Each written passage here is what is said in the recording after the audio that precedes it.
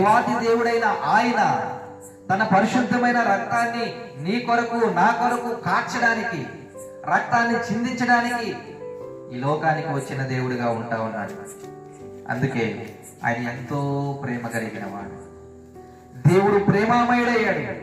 దేవుడు ప్రేమను కుమ్మరించిన వాడిగా ఉంటా ఉన్నాడు. ఇంకేం చేశాడు నీ కొరకు నా కొరకు అంటే, ఒకసారి మనం చదువుదాం. యెషయా గ్రంథము 53వ అధ్యాయము 5వ వచనాన్ని నేను చదువుతా ఉన్నాను, జాగ్రత్తగా ఆలకిద్దాం. 5, 6 వచనాలు చదువుతా ఉన్నాను. మన అతిక్రమ క్రియలను బట్టి అతడు గాయపరచబడెను, మన దోషములను బట్టి నలగగొట్టబడెను, మన సమాధానార్థమైన శిక్ష అతని మీద పడెను, అతడు పొందిన దెబ్బల చేత మనకు స్వస్థత కలుగుచున్నది. మనమందరము గొర్రెల వలె త్రోవ తప్పిపోతిమి, మనలో ప్రతి వాడును తమకిష్టమైన త్రోవకు తొలగెను, యెహోవా మన అందరి దోషములు అతని మీద మోపెను. యేసుక్రీస్తు ప్రభు వారి గురించి రాయబడుతున్న మాటలు ఏంటంటే, అయ్యలారా అమ్మలారా, మన ప్రతి ఒక్కరి అతిక్రమ క్రియలన్నిటి కొరకు ఆయన గాయపరచబడ్డాడు.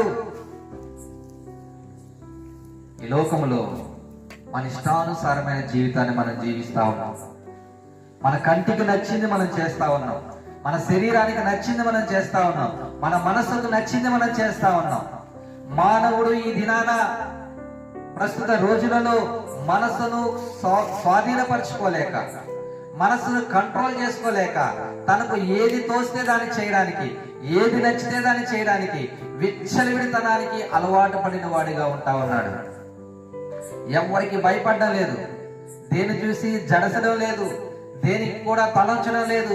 ఇది నాకు నచ్చింది అంటే దాన్ని చేయడానికి ఎంతవరకైనా తెగిస్తున్నాడు, బరి తెగిస్తా ఉన్నాడు మానవుడు. అది చెడ్డదా, అది అన్యాయమా, ఇది దౌర్జన్యమా, ఇది అక్రమమా, ఇది ఎంత మాత్రం కూడా ఏమైనది కాదా, అవేమీ చూడడం లేదు. తనకు నచ్చింది అంటే చేయడానికి పరుగులు తీస్తా ఉన్నాడు. తన మనసుకు నచ్చిన దాన్ని జరిగించుకోవడానికి ఏమాత్రం కూడా వెనకడుగు వేయకుండా దానికోసము, దాన్ని జరిగించుకోవడం కోసం, పొందుకోవడం కోసం ఉవ్వుల్లిరుతా ఉన్నాడు. అలాంటి భయము లేని తనంతో బ్రతుకుతున్న మానవుడు భయంకరమైన అతిక్రమాలను చేస్తూ ఉన్నాడు. భయంకరమైన అతిక్రమాలను చేస్తూ పాపాన్ని, శాపాన్ని సంపాదించుకుంటా ఉన్నాడు. రోజు రోజుకి భయంకరమైన శాపాన్ని మూటగట్టుకుంటా ఉన్నాడు. రోజు రోజుకి ఒక క్రమం అన్నది లేదు, ఒక మంచి అన్నది లేదు.